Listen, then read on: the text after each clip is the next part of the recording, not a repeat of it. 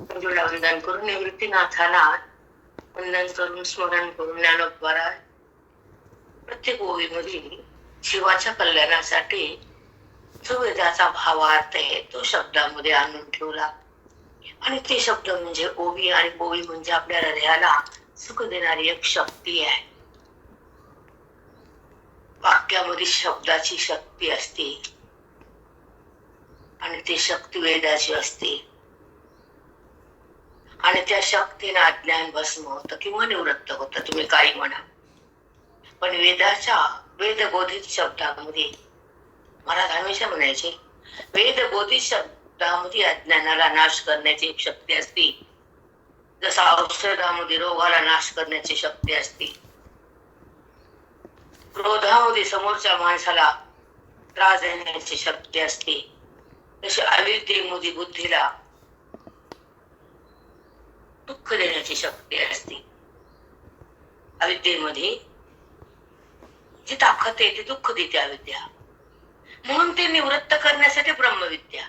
आणि ब्रह्मविद्या कुठून घ्यायची तर माऊलीच्या शब्दातून, आणि शब्द कुठून आले तर वेदातून. म्हणजे जो गीतेचे निरूपण ओवीच्या माध्यमातून आपल्यापर्यंत पोहोचवलं.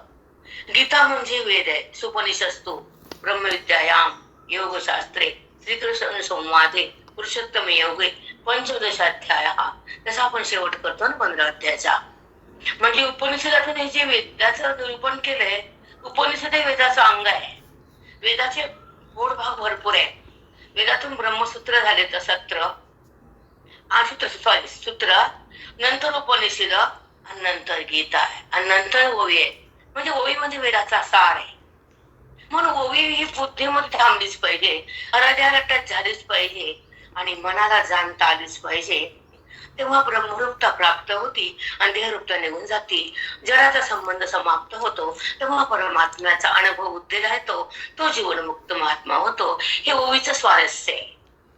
ओवी काय करते ते त्याचं फल आहे. ती ओवी ही तुम्हाला देते, काय देते? आत्मबुद्धी येते. आत्मबुद्धीनंतर काय अनुभूती येते? स्वानुभूती तयार होती. देहाची अनुभूती संपत्ती ही वेदाची संपत्ती आहे.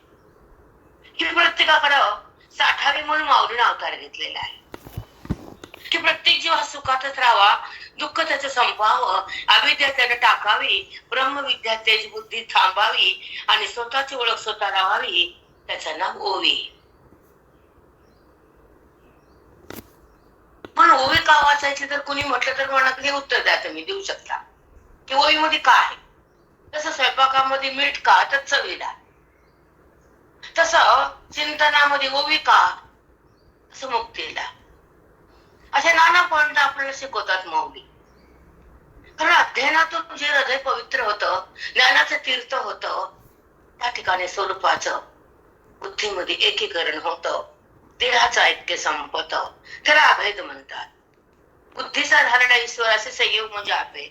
तो संयोग जेव्हा देहाशी असतो तो संपतो, तेव्हा अविद्या निवृत्त होती. जो बुद्धीचा संयोग आहे देहाशी, जडाशी, नाम जगताशी. जगत म्हणजे भ्रम आहे, आणि वृत्ती हे अविद्येचं उत्थान आहे. सूक्ष्मता वाटतं पण जास्त वेळ नसतो. अविद्या म्हणजे एक उत्थान आहे मनाचं. अंतःकरणाची लंबायमान स्थिती म्हणजे वृत्ती, आणि वृत्ती म्हणजे अविद्येचा अंश, आणि तिच्याद्वारे व्यवहार केला जातो. ती उत्थान पावती लय होती, उत्थान पावती लय होती, ज्ञान करून देखील समाप्त होती, पुन्हा प्रगट होती, पुन्हा ज्ञान करते, पुन्हा जाती. हे वृत्तीचं कार्य आहे. उत्पन्न होणं, नाश होणं, ज्ञान करून देणं, त्याला तुमच्या भाषेत त्रिपुटी म्हणतात, वैदिक भाषेत. तिचं कार्यच आहे. मग त्रिपुटीचा वाद होणं, त्रिपुटीचा व्यवहार होणं, त्रिपुटीचा संबंध राहणं, तिन्ही प्रकारचं अवलोकन जेव्हा होतं तर वेदांताचं धन आपल्या पदरात येतं. त्रिपुटी उत्थान होताना कळावे, ज्ञान होताना कळावं, आणि नंतर बंद झाली पुन्हा उत्थान झाले, हे सूक्ष्म दशा पण आपण भोगावी. पहिली त्रिपुटी उत्पन्न झाली, ज्ञान करून देणं, दुसरं उत्पन्न झालं नाही, जी मध्य संधी ती आत्मस्थिती आहे. जन्मभर काल असतो एक पापणी लावायच्या आत. जी मधली अवस्था असते, त्रिपुटीचं उत्थान व्हायच्या अगोदर पण तोच आहे, उत्थानात पण त्रिपुटी तोच आहे, आणि त्रिपुटीचा नाश झाला पण तोच आहे. पण त्याचा संबंध नाहीये त्रिपुटीने दाखवलेल्या जगताचा संबंध आहे म्हणून आपल्याकडे अविद्या आहे हे सिद्ध झालं. समजतं काय माध्यमातून मग त्रिपुटी व्यवहार करते तर बुद्धी म्हणते मी केला. इथं आघात आहे मायेचा, बंधने व्यवहाराचं आणि स्वीकार्य जगताचा, विकार्य वृत्तीचा आणि साक्षात्कार दुःखाचा. हे 5 वाक्य वैदिक भाषा आहे, हे कथानक नाहीये. इथं आपली ओळख आहे, इथं उद्धार आहे, इथं स्वतः आधार आहे, इथं बुद्धी ब्रह्माकार आहे, देहाकार नाही. बुद्धीला ब्रह्माकार व्हायचं असेल तर यंत्रात राहावंच लागतं. बुद्धीला जगताकडे जायचं ओवी म्हणजे वेळ हे मला सांगायचं होतं तुम्हाला आवर्जून की ओवी का वाचायची, ओवी का समजून घ्यायची, ओवीमध्ये चित्त का द्यायचं, ओवीला हृदयात का घ्यायचं. जेव्हा ओवी हृदयात येते तर हा वृत्तीने केलेला व्यवहार बंद होतो, बाहेर जातो. थपवतो व्यवहार अनुभवानं बोलते, वाचून ऐकून नाही, पाठ करून तर नाहीच नाही. जेव्हा ओवीचा भावार्थ हृदयामध्ये घट्ट पकडण्याचा अंतःकरणात जातो, तो अध्ययनाचा प्रकार असतो, तो वेदाचा चमत्कार असतो, गुरुचा नमस्कार असतो आणि बुद्धीला ब्रह्माकार असतो. हा वेदाचा चमत्कार आहे. जेव्हा ती बुद्धी वेदामध्ये ती गीतेकडं माऊलीकडे जाते किंवा गाथ्याकडे जाते, सगळ्याकडे तोच भाग आहे. त्यांना सगळ्या संतांना एकच दर्शविलंय की तो देह नाही असे. सगळ्या संतांना ग्रंथाने एकच सांगितलंय की तुझ्यातला मन नावाचा दोष काढ. मन म्हणजे पाप करण्याची प्रवृत्ती.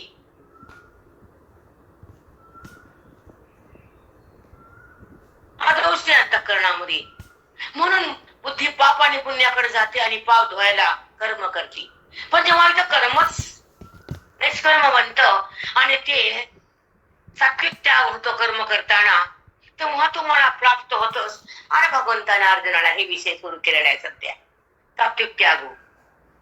नलरूपणे आपला 18 अध्यायाचं कोणीही मिस करू नका. कल्याण करून द्यायचं असेल तर बाकीची बडबड ऐकायचं तर कोणीकडे पण जा, आमचं बंधन नाही, आम्हाला काय करायचंय. कधीही मिस करू नका, कुणीही करू नका. प्रत्येक ओवीच्या शब्दाचा भावार्थ जेव्हा हृदयामध्ये त्या माध्यमातून जातो त्याला श्रवण भक्ती म्हणतात. आणि ओवीचं फल आहे ती मुक्ती, तो रोज ऐकतात. बंधनाचा नाश करण्यासाठी ओवी हृदयात साठवावीच लागते आणि पांडुरंगाला आठवावंच लागतं आणि अज्ञानाला बाहेर पाठवावंच लागतं. तेव्हा जीवनमुक्तीचं पद आपल्याला येतं आणि बंधन बुद्धीचं जातं. ती ईश्वराच्या सोबत राहती, त्याला जीवनमुक्ती नाव येतं. देहासोबत असलेली बुद्धी भगवंतासोबत जाती. लहान पद आहे का, लहान कार्य काय श्रवणाचं.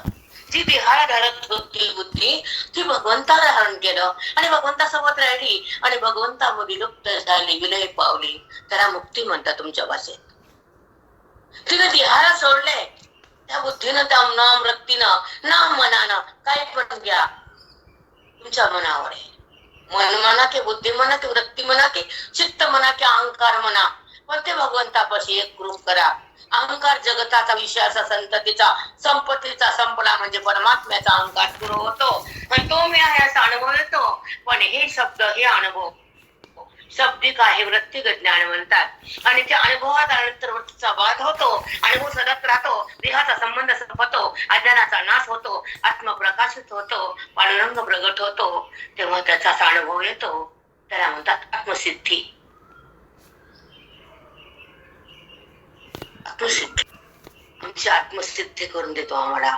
ते आपल्याला उत्तर देता आलं पाहिजे. महाराज हमेशा म्हणायचे, तुम्ही श्रवण करतात, कशा करतात काय कशा काय कारण काय त्याचं. तसं आपण जेवतो तर भूक लागली म्हणून, भूक जावी म्हणून. तसं श्रवण का करतात, अज्ञान जावं म्हणून. साधी भाषा होती महात्म्यांची आमच्या, म्हणून आम्हाला झेपली कळाली. न संस्कृत न मोठे मोठे भाषा वेदांत विषय कडक अवघड, पण भाषा साधी. त्या बोधामध्ये कसा आला, देहातून कसा बाहेर निघाला, वृत्तीच्या साह्यानं. तेव्हा वृत्ती देहाचा संबंध करते तर ते भगवंताला विसरते किंवा भगवंताहून बाजूला होते. आणि भगवंताला बाजूला होणं म्हणजे द्वैत आहे, आणि भगवंताशी एक होणं म्हणजे अद्वैत आहे. आणि भगवंताशी एक होणं हे वेदांतामुळे होतं, आणि देहाला माझं म्हणणं हे अविद्येमुळं सहज जन्मोजन्मी तेच आपलं नातं अविद्येचं. म्हणून संबंध देहाचा आपला सतत आहे, म्हणून दुःख भोगतो आपण. आणि संबंध टाकायला वेदांत लागतो, सतसंग लागतो, अध्ययन लागतं, कष्ट लागतं, देहाची तपस्या लागते, मन वैराग्यशील लागतं, बुद्धी विवेकी लागते. सतसंगामध्ये बुद्धी आत्माकार अंतर्मुख होते आणि व्यवहारामध्ये बहिर्मुख जाते. हाकार होतं, दुःख होतं, आणि व्यवहाराच त्या ठिकाणी सदा सदा स्मरण होतं. पण जेव्हा ज्ञान झाल्यावर व्यवहार बाधित होतो, खुट्टा ठरतो, आणि आत्मसाक्षात्कार झाल्यानंतर देहाचा संबंध संपतो. तो जीवनमुक्तीचा प्रसंग असतो, तो ज्ञानी महात्म्याचा सदा न सदा व्यवहार असतो. तो व्यवहार करून व्यवहारात नसतो व्यवहारात. आम्ही चिंतन करताना माझे जास्त गुरुबंधू सोबत राहत होते. आम्ही एकमेकाकडे जर गेलो तर हा चर्चा करायची, कुठला ग्रंथ कुठला विषय लागतो तुम्हाला, आम्ही त्याला म्हटलं. मग अनुभवातल्या बुद्धीला कर्माचा स्पर्श नसतो, देहाचा संबंध नसतो, जगताचा गुलाम नसतो, ईश्वराचा साक्षात्कार असतो, बुद्धी तन्निष्ठ असते, ईश्वराची एकनिष्ठ असते, सद्गुरूच्या बोधामध्ये सदा असते, आणि त्या परमेश्वराची तदाकार असते, देहातून अलग असते. म्हणून तिने पाप केलं का काही होत नाही, पुण्य केलं तर तिला लाभ होत नाही. तुम्ही कोण बी करू नये, मला असं म्हणायचं. मी गुजरीने बोला, अहो तसंच आहे जायबाई. एक आठवण सांगते तुम्हाला की भाग्य लागतं. अहो भाग्य म्हणतात तुमच्या भाषेत. चला आता ह्या ट्रॅककडे जाऊ आपण. आणि परी होती जयाची. अर्जुना तू झोपतो ना निजल्यावरी, निजणं म्हणजे झोपणं, तो झोपतो ना देवा. मग झोपल्यावर श्वासाचं कर्म थांबतं का चालू असतं? चालू असतं देवा. श्वासोश्वासाची यावरी सुंदर आहे सुरुवात, ऐका छान. जे श्वासोश्वासावरी होत निजल्याही वरी. तू झोपतोस ना, हो ना. मग ते श्वास चालू असतात की नाही? हो. मग ते कर्म आहे की नाही? श्वास घेणं आणि सोडणं योगाची क्रिया आहे की नाही? हो. मग ती चालू असते का बंद असते? चालूच असते. मग कर्म सुटलं का तुझ्या देहाचं? नाही. मग कर्म तू सोडू शकतो का? नाही. कर्म सोडत असतं का? नाही. पण ते कर्म सात्विक त्यागानं सोडल्यानंतर माझी प्राप्ती आहे. पापणी हलणं चालूच असतं, नाकाला सुगंध कुठला चांगला मंगळा येणं चालूच असतं, कानाला शब्द ऐकू येणं चालूच असतं. थांबलं का ते? नाही. मग कर्म कसं थांबवून टाकता येईल तुला? नाही ना. तू झोपल्यावर श्वास बंद होत नाही, कर्म चालूच आहे. मग कर्माचा त्याग का करतो? मग काय करायचं देवा? कर्माचा संबंधाचा त्याग आहे, कर्माचा त्याग नाही. जो तू मी म्हणतो ना, तो संबंध अविद्येमुळे, आणि त्याचा संबंध संपतो ब्रह्मविद्येमुळे. कर्म नको टाकू, कर्ता नको बनू, कर्माचं फळ नको मागू. सगळ्याचा परित्याग करून जेव्हा कर्म होतं त्याला पहा, त्याला धरू नको. त्याला पाहणं साक्षी भाव, त्याला धरणं कर्ता भाव. कर्ता भाव अविद्येमुळे कर्माचा, आणि कर्मातून जेव्हा बुद्धी बाहेर येते आणि परमेश्वराची रत होती, तेव्हा ते कर्माला पाहती. ती आत्मज्ञानी लोकांची स्थिती. होत निजले यावरी, काही न करण्याची परी होती जयाची. काही न केलं तरी ते कर्म होत, टाकता येत नाही. झोपीत सुद्धा कर्म टाकता येत नाही. पण जागृतीत कर्म टाकता येतं का? नाही देवा. हे कळालंच नाही आम्हाला. आता कळते की नाही? कळायला देवा.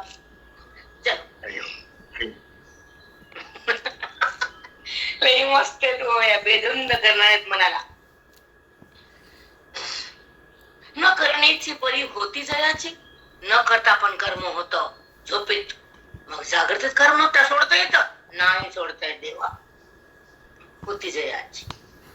या शरीराचे निमिषके, या शरीराच्या निमित्तानं, मिसके म्हणजे निमित्त, कर्मची लागले असिके, त्या सगळ्याच्या निमित्ताने तुझ्या पाठीमागे जे कर्म लागले ते करावंच लागतं. त्याचा त्याग करू नको, त्याचा तिरस्कार करू नको, राग राग करू नको, आणि केलं पण म्हण नको.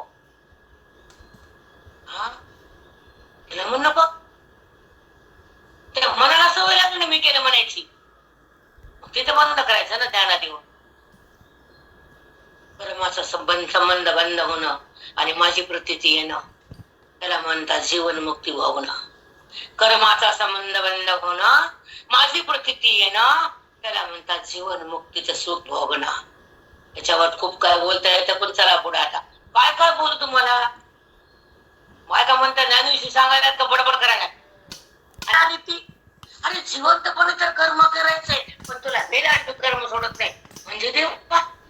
अरे हे जे कर्म केलंस कर्तेपणाने झालं, ते संचितात गेलं, ते पुन्हा भोगायला आलं, तुला मेल्यावर तरी सोडलं का रे कर्मानं. काय देवा, मग तुला मेल्यावर कर्म सुटत नाही तर जिवंतपणे टाकता येईल का. नाही, हे कळालं नाही देवा, म्हणून तुम्ही आलो तुझ्यापाशी. कळत नाही म्हणून तर कळून द्यायचं नाव ज्ञानेश्वरी ना. असा ग्रंथच नाही जगात, होणेच नाही. घेणं तुमचंय दुकानातला माल म्हणजे ओवी. दुकान माऊलीचं, आम्ही त्या दुकानात नोकर नाही. जित्या मेल्या ना ठाके आरती. अरे तुला जिवंतपणे सोडता येत नाही, मेल्यावर त्याला कर्म सोडत नाही, म्हणून तर ज्ञानेश्वरी आहे. तेव्हा मेल्यावर बी हो कस काय कर्म तुझ्या समोर प्रारब्ध रूपाने येतो. म्हणून तर बंधन म्हणजे कर्म भोगणं आणि मुक्त म्हणजे कर्मातून बाहेर येणं. अरे अर्जुना, यस देवा, हो देवा. काय ज्ञानेश्वरी, बाप रे बाप. या कर्माते सांडती परी, एकच ते अवधारी, जे करिता न जाई जे हरी, फळाशियाचे फळाशियाचे. अरे फळाची आशा केल्यावर मी कसा भेटेल तुला. कर्म करताना संबंध नाही, फळ बी नाही. कर्म योग कर्म संन्यास योग, ह्या दोन्ही योगाची प्राप्ती जेव्हा होती, कर्मातून मुक्ती भोगता येते. पण कर्माचा संबंध नाही आणि कर्माचा फळ पण टाकत नाही, म्हणून तुझी बुद्धी मला भेटत नाही. तुला माझ्यापाशी येताच येत नाही का, तू कर्मापाशीच ना अर्जुना. कर्माचा करता झाल्यावर माझा संबंध नाही आणि कर्म सुटल्यावर माझा विना काहीच नाही. हे ज्या रीतीतलं ज्ञानाच्या ते तुला समजून घ्यायसाठी मी 18व्या अध्यायामध्ये 1800 वेळचा भावार्थ तोला दिलाय. एकही अध्याय 1800 वेळ नाही येता, पण ह्या अध्यायामध्ये 2000 वेळा खर्चिल्यात भगवंतानं. कारण ह्याच अध्यायामध्ये मोक्ष संन्यास योग, मोक्ष प्रदान केला आणि अर्जुन कृष्ण कृष्ण झाले. अर्जुन आणि कृष्ण दोन राहिलेच नाही. म्हणून हा 1800 ओव्याचा चमत्कार म्हणजे मोक्ष प्राप्ती आहे. म्हणून तुम्हाला रोज सांगतेय 18 अध्याय मिस करू नका, सोडू नका, बिलकुल नाही. आता हे लग्न सगळे चालू, या कर्माते सांडती परी. या कर्माला सोडायचा एक चांगला मार्ग आहे. सांडती म्हणजे सोडला. कोणता मार्ग देवा सांगतो, ऐक. एकच ते अवधारी, ऐक कोणता मार्ग आहे. एक छान मार्ग आहे, मस्त उत्तम मार्ग आहे. कोणता? अवधारी, ऐक. जे करिता न जाळी जे हरी, फळाशाची.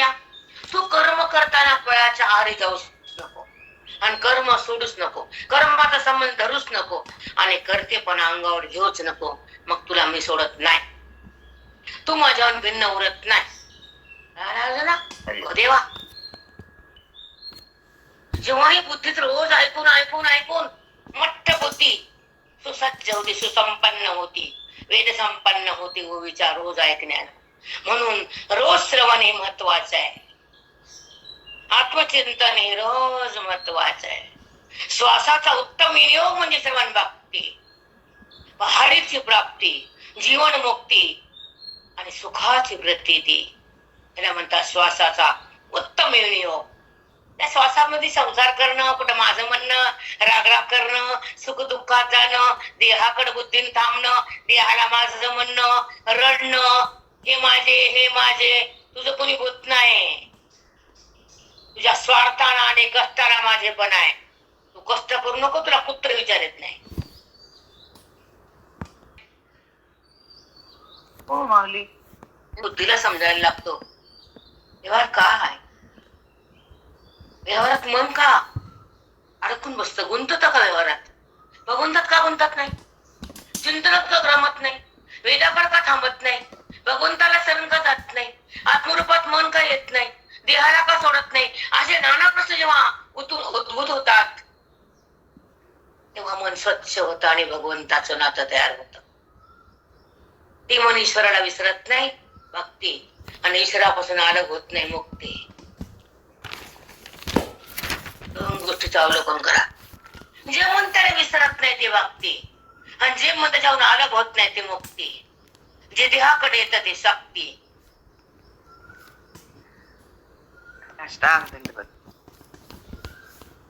मनाचा देहा संबंध कशाला, दुःख भोगायला.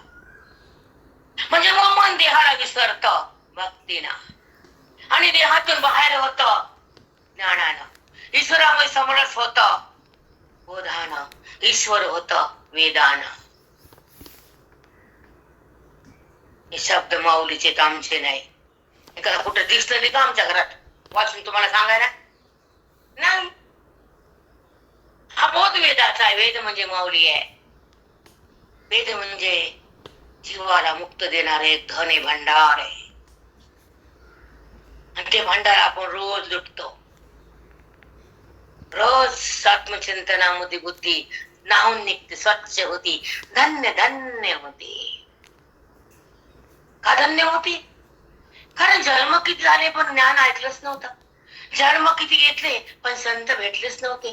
जन्म कितीतरी फिरले होते, लक्ष योनी 84च्या कितीतरी झाल्या फेऱ्या, पण सत्संग झालाच नव्हता. वेद हृदयात आलाच नव्हता. देहभाव टाकलाच नव्हता. मन भगवंतात रंगलंच नव्हतं, आणि अंतःकरण बाधित झालंच नव्हतं. तो क्षण ह्या आयुष्यात आला, ह्या प्रारब्धानं दिला, सत्संग झाला, विधान चमत्कार केला, मुक्तीचा प्रसाद आला, तो अंतःकरणानं ग्रहण केला. जीवन मुक्ती म्हणते त्याला. जीवन मुक्ती, जीवन जगतानाच जीवन जगतानाच उपाधीला सोडलं बुद्धीनं. याच हाती याच डोळा पाहिला मुक्तीचा सोहळा. ह्या देहातून त्या भगवंताची प्राप्ती, सुटल्यावर स्वर्ग नरक नको. याच देही याच डोळा. थोडस टाइम काम संपला, बसले तो तेवढा वैभव वाढतं आपलं ज्ञानाचं. त्याला संपत्ती म्हणतात तुमच्या भाषेत. जसं व्यवहारामध्ये आपण पैसा कमवतो आणि बंड जास्त झाले, प्रॉपर्टी झाली ती माणसाला आनंद होतो, पण प्रॉपर्टी तुझी एकट्याची नसते.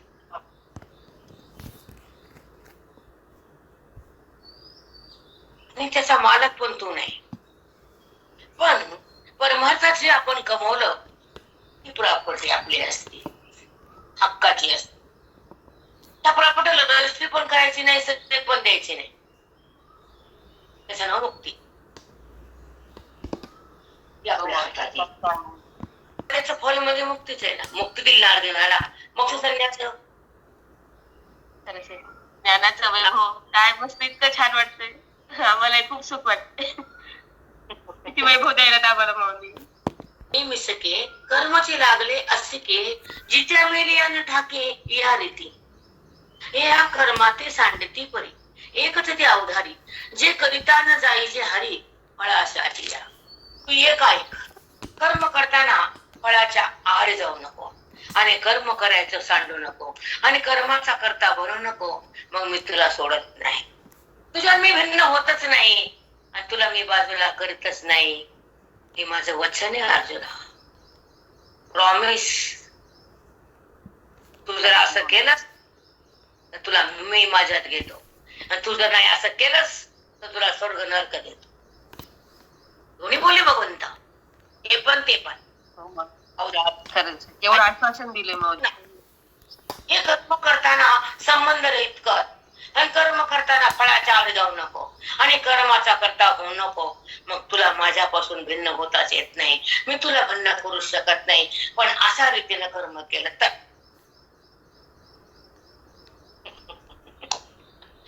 तुमचं वैभव भोगायचं असतं, म्हणून तिथं त्याला जन्म त्या मातेच्या पोटी असतो. निमित्त ती असते, प्रारब्ध त्याचं असतं. निमित्त मी आहे, प्रारब्ध तुमचं आहे. मला आयुष्यात वाटलं नाही मी त्या दिवशी सांगू शकत. मुखातून वेदाची संपत्ती बाहेर ती आणि ओवीची ओळख होती. हृदयामध्ये खरी आत्मस्थिती प्रगटती. भाग्य या आयुष्याचं, या कर्माचं, ह्या प्रारब्धाचं, ह्या जन्म दिलेल्या मातेचं अभाग्य. कधीच वाटलं नाही की एवढा गहन ग्रंथ काय सांगायचं राहिलं. कर्मफळ ईश्वरी अर्पे, कर्मफळ ईश्वरी अर्पे, तत्प्रसादे बोधू उद्दीपे. तू जर ईश्वराला फळ अर्पण केले ना, मग काय होतं सांगतो. तत्प्रसादे बोधू उद्दीपे. बघा काय होतं देवा, ते तुझं बंधन आहे ना, कर्माचा संबंध म्हणजे बंधन आहे. ते बंधन तुटत तू जर मला कर्म अर्पण केलंस तर. तत्प्रसादी बोधू उद्दीपे, त्या बोधानं बंधन तुटल्या जातं. तेथ रज्जू ज्ञाने लोपे व्याळ शंका, तेथ रज्जू ज्ञाने लोपे व्याळ शंका. अर्जुना, अंधारा जेव्हा दोरी पडलेली असती, पण त्या अंधारानं त्या दोरीला सर्प बसवलं, दोरी का सर्प आहे अर्जुना? तेव्हा तर दोरी कळाली सर्प नाहीये, पण दोरीच्या न कळण्यानं सर्पच आहे. तसं आत्मस्वरूपाच्या न कळण्यानं मी देहच आहे. ब्रह्माधिष्ठान व्यापक चेतन न कळण्यामुळे जगतच वाटत. दोन गोष्टीचं अवलोकन, व्यष्टी समेष्टी. जेव्हा बुद्धीला देहभाव का उत्पन्न होतो, बुद्धी देहाकडे का रमते, देहाचं प्रेम का येतं, देहाचा संबंध सतत का होतो. अर्जुना, तू कर्माचं फळ मला अर्पण करणं म्हणजे, जेव्हा तू कर्माचा संबंध टाकशील ना, तर ते फळ तुला देत नाही मी. जेव्हा तू कर्माचा संबंध धरशील ना, तुला फळ भोगायला लागतं. म्हणजे तेव्हा जेव्हा आज अविद्यायुक्त अंतःकरणाला कर्मात सुरुवात होती, ज्या अंतःकरणामध्ये अविद्या जिवंत असते तो आहे, म्हणजे तेव्हा देहबुद्धीनं केलेला कर्म संबंध उत्पन्न होतो, आणि देहबुद्धीच्या त्यागानंतर कर्मबुद्धीतून बाहेर जातो, आणि त्या कर्माचं फळ मला येतं. तेव्हा तुझं माझं नातं घट्ट होतं.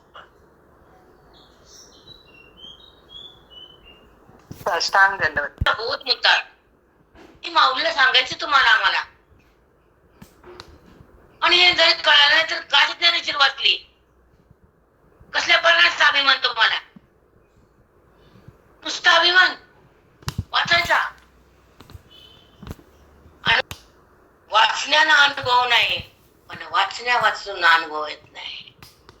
असं वाचावं की ते अनुभव संपोच नाही, असं कळावं अज्ञान टिकूच नाही, असा अनुभव रंग दंग व्हावा मनाला, त्याला जगत वाटूच नाही.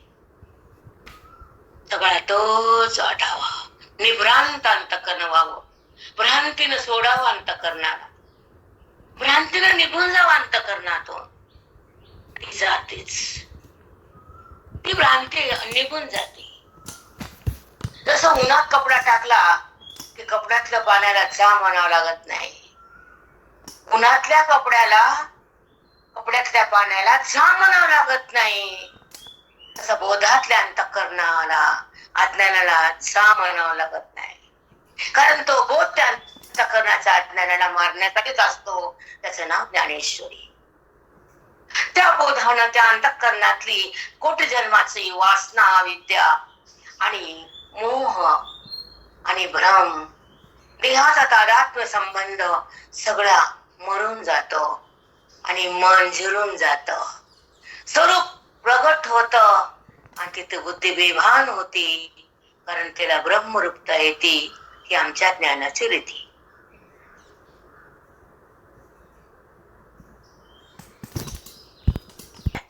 सांगा. दंडवत माऊली. ब्रह्मरूपता येते ही आमच्या ज्ञानाची रीती, हे आमचे ज्ञानोबा बोलतात.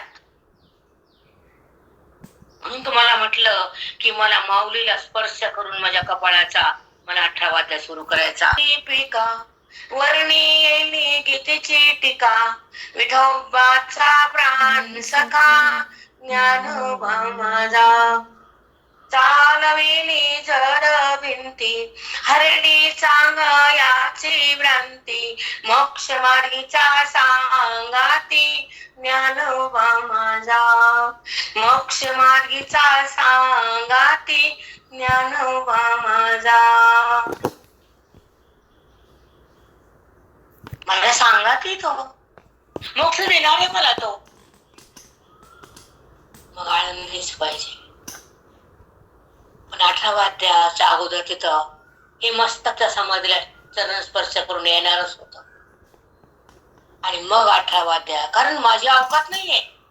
मी सांगण्याचा हाक त्या आईला कळत असती. ह्या बाळाला काय द्यायचंय, ह्याची मनातून इच्छा काय आहे ते इकडं का आले धावत आई जवळ घेती आणि पाहिजे ते देती. ती जगाची आई आनंदित राहते. नाही नाही नाही हो.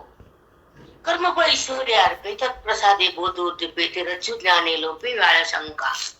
ते रज्जु ज्ञाने लोपे व्याळ शंका.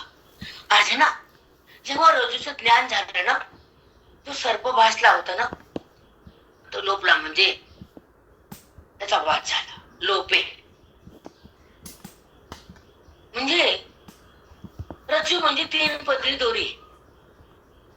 तिचं जेव्हा ज्ञान झालं तर त्या दोरीवर भासलेला सर्प निवृत्त झाला. दोरीच हे कळालं, सर्प नाही हा निश्चय झाला. तसा ब्रह्मस्वरूपच आहे कळालं, जगत नाही हा निश्चय झाला. आत्मरूप आहे, आत्माच आहे, देह नाहीचे हे बुद्धीनं जाणलं आणि ते देहाचं स्थान सोडलं आणि ती बुद्धी ब्रह्मस्वरूपाकडे एक झाली. त्याला म्हणतात ब्राह्मी स्थिती प्रगट झाली. तिने ओळखलं देह नाहीचे आणि नाही पदार्थाला मला शिवायचे नाही. अविद्येमुळे बुद्धी देहाकडे होती आणि ब्रह्मविद्येमुळे देहाला तिनं सोडून दिलं आणि ती आत्माकार झाली, अंतर्मुख झाली. बोधानं ती आत गेली, तिला म्हणतात अंतर्मुखता. आणि ती महावाक्यानं एक झाली, त्याला म्हणतात ब्रह्मरूपता. 2 वाक्य त्याच्यामध्ये. आणि शेवटी तिला ब्रह्मरूपता होती प्राप्ती भगवंताची. ती देहात कधीच रमत नाही, ती देहाला संबंध करतच नाही आणि कर्माचा करतेपणा भोगत नाही. कारण ती कर्मातून निघाली, भगवंत झाली. बुद्धी भगवंत झाली, ब्रह्म झाली. ती कर्माला कशाला मनन केलं म्हणून. ब्रह्मबुद्धी कर्माचा परित्याग करते. ब्रह्मबुद्धी कर्मात कधीच नसती आणि ती बुद्धी देहामध्ये रमत नसती. कारण ती वृत्ती बाधिता नसती. देहाला सोडून ईश्वरामध्ये तदाकार असती. ऐक्याची स्थिती असती. भेदाचा नाश असतो, भगवंताचा प्रकाश असतो, स्वरूपाचा तिथं स्पर्श असतो, अनुभवाचं सुख असतं आणि ती बुद्धी ब्रह्मरसामध्ये विलीन असती. तीच खरी ब्रह्मस्थिती असती. हे 18 वाद्याच्या ओवीचं फळ आहे. आपल्याला माऊलीने दिलेल्या अंतःकरणामध्ये आत्मस्थिती प्रदान करते माऊली आपल्याला. हे दाखवायचं फळ नाहीये, भोगायचं फळ आहे. दाखवायचं फळ 2 पोरं 4 पोरी 4 बंगले 50 तोळे सोनं 50 प्लॉट. दाखवायचं फळ आहे कर्माचं. पण हे भोगाचं फळ आहे ज्ञानाचं. अनुभूती म्हणतात तुमच्या भाषेत. आत्मरसामध्ये बुद्धी विहार करती, ब्रह्मपदावर थैमान घालती आणि अद्वैत रसामध्ये सदा राहती आणि द्वैताची तिथं निवृत्ती होती. त्याला म्हणतात खरी ब्रह्मस्थिती. खरी ब्रह्मस्थिती. एका एका ओवीतून ठासून अर्थ भरलाय माऊलींना. ज्या बुद्धीला आपल्याकडे खेचत ते बोध मनाला त्या भगवंताकडे नेतो त्याला म्हणतात ओवी. जी बुद्धी देहाकडे घाण टाकली होती जन्मोजन्मी, अनंत जन्मामध्ये लाखो जन्मामध्ये त्या उपाधीचा आणि वृत्तीचा संबंध होता, त्याला भेद आणि अविद्या नाव येतं. भेदामुळं अविद्या सिद्ध होती आणि त्या विद्येमुळे वृत्ती देहा म्हणजे एकरस राहती आणि देहाला माझं म्हणती, तेव्हा सुख दुःख भोग भोगती त्या अंतःकरणाची खरी स्थिती. आणि सुख दुःख संपतात, अंतःकरण बाधित होतं, वृत्ती स्वरूपात लीन होती, त्याला म्हणतात ब्राह्मी स्थिती. ब्राह्मी स्थिती. साष्टांग दंड कोट.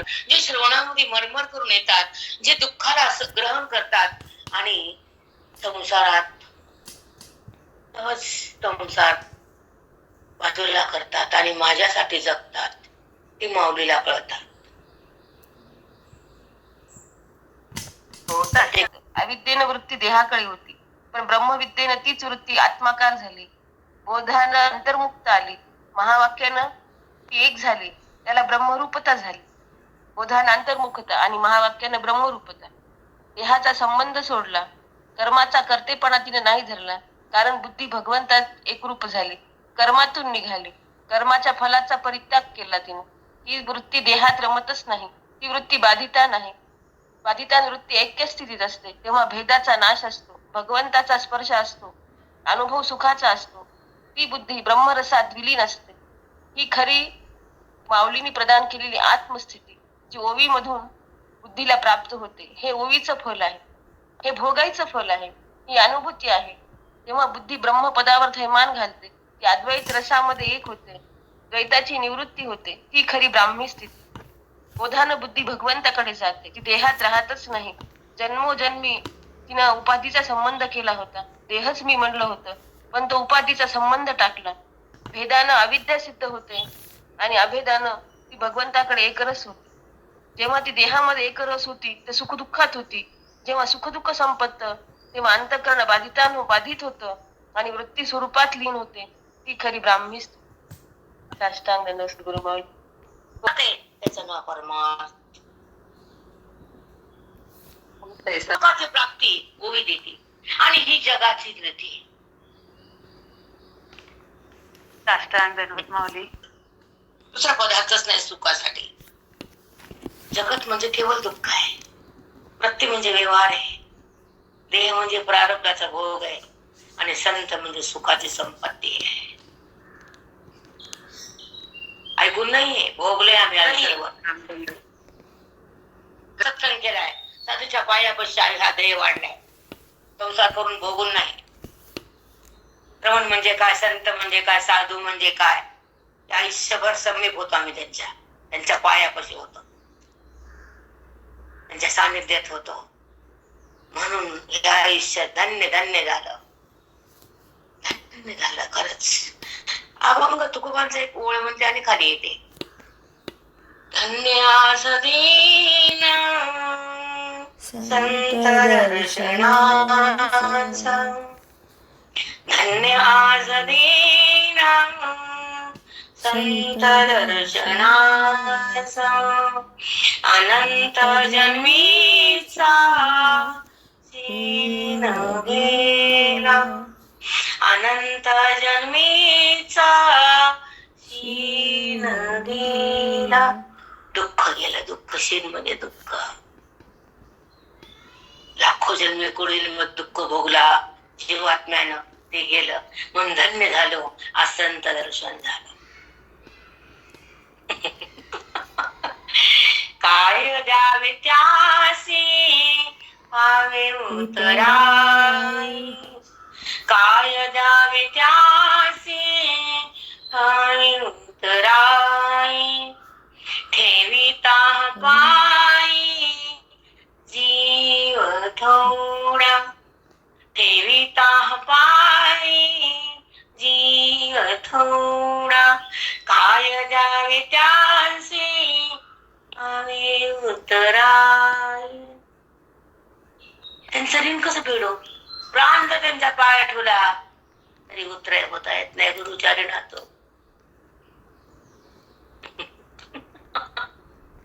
देवाचं ऋण तरी भक्तीने फेटत, पण गुरुचं पेटत नसतं. देऊन देवा देव.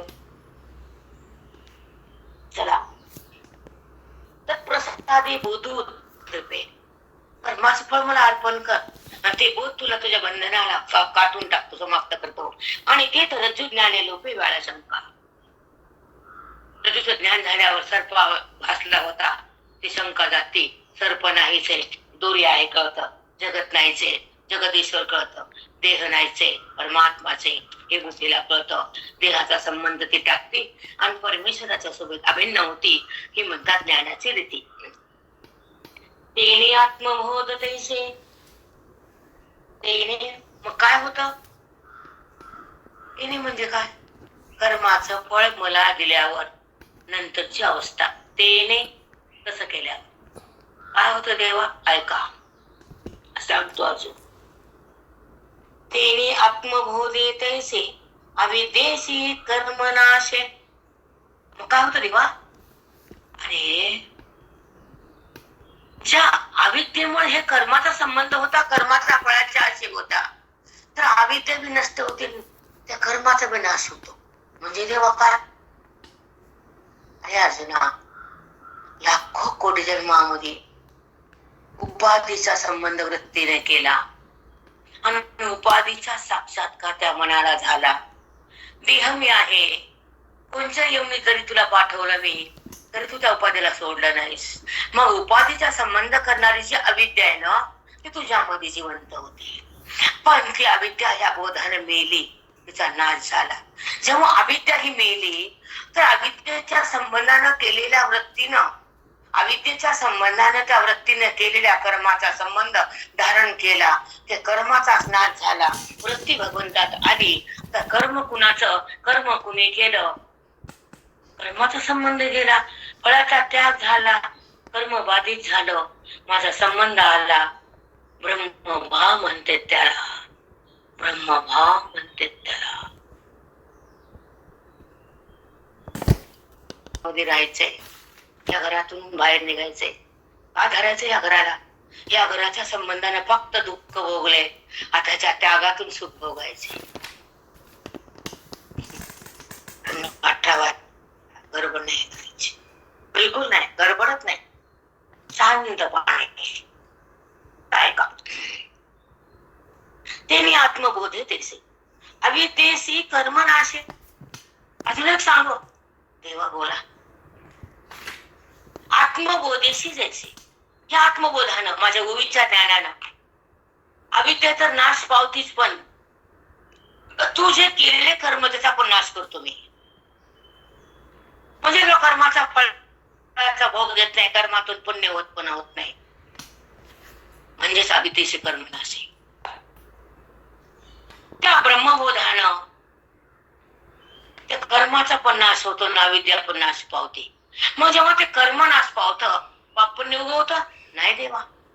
जेव्हा कर्मच नाश होते, तर पाप पुण्य तयार होते का? नाही, त्याचा विनाश. म्हणजे मी अविनाशी प्रगटतो. कर्मातला नाश, मी आतला अविनाशी प्रगटतो. मग तू माझ्यात थांबतो, कर्मातून बाहेर येतो, कर्माचा संबंध टाकतो, फळाची आशा सोडतो आणि मला प्राप्त होतो. तो आत्मबोध तुला माझ्याकडे आणतो. तुझी बुद्धी माझ्यात एकरस होती, कर्माला सोडून देते, पाप पुण्य बंद होत. मग जेव्हा कर्म साचलं नाही, कर्माचा साठा नाही, संचित कर्म नाही, तर तुला जन्म पण मला देता येत नाही. म्हणून कर्म बोधे असं होत. संबंध राहत नाही. मी गडबड नाही करणार. पुढच्या पण वाचून झाल्यात माझ्या भरपूर. कारण 18 अध्याय खूप प्रिय आहे मला. कारण माग मी 1000 वर्ष चिंतन केलं. त्याने म्हणजे अरे कर्माचं फळ मला अर्पण केल्यानंतर तिने मग आत्मबोधात बुद्धी येते, होय येते. मग काय होतं? माझी प्राप्ती होते, अविद्येसह कर्माचा नाश होतो आणि तुला माझा स्पर्श त्या बघता येतो. देहाचा संबंध तुला होत नाही आणि माझ्यातलं मन बाहेर जात नाही. आत्मबोध आहे, तू मला प्राप्त होतोस, देहातून अलग होतोस. मी अविद्येचा नाश करतो आणि अविद्येच्या बरोबर कर्माचा पण नाश करतो आणि तुला माझ्या आत घेतो. तुझा माझा ऐक्य होतो आणि वृत्ती पुन्हा माझ्यातून बाहेर येत नाही. व्यवहार झाला तर तिथं विकार होत नाही. ती शुद्ध आणि निर्मळ आणि पवित्र बुद्धी असती, कारण ती आत्मबोधात असते. तिला माझी जाणीव असती. ती कर्मात रमत नसती, कर्माला पण शिवत नसती, कारण आत्मबोध आहे. आत्मबोधात असते, कर्मात नसते. कर्म जरी केलं तरी स्पर्श नाही, कर्माच्या फळाची आशा पण नाही, आणि माझ्यातून बुद्धी भिन्न पण नाही, कारण त्या बुद्धीला माझी प्राप्ती आहे, माझीच अनुभूती आहे, सुखाची स्थिती आहे, देहबुद्धीची निवृत्ती आहे, जडाचा संपर्क तुटलेल्या बुद्धीचा, दोन गोष्टीचा संबंध संपवलाय. आत्मबोध आहे. कोणता संबंध देवा? देहाचा आणि जगताचा संबंध सोडला तेव्हा ती आत्मबोधात रमते. जेव्हा आत्मबोध सुटला तर देहात आणि जगात रमती. ही ज्ञानाची रीती. हे ऐक अर्जुना, तुझ्या कल्याणाचा मार्ग आहे. तर आम्ही थांबते, तर मला पुढे बोलायला श्री गुरु ज्ञानदेव तुकाराम पंढरीनाथ भगवान की जय. माऊली ज्ञानेश्वर महाराज की जय. सद्गुरुनाथ महाराज की जय. सब साधु संत की जय. निरंजन की जय. सद्गुरुनाथ सद्गुरुनाथ मी अपराधी एक मिनिट थांबा.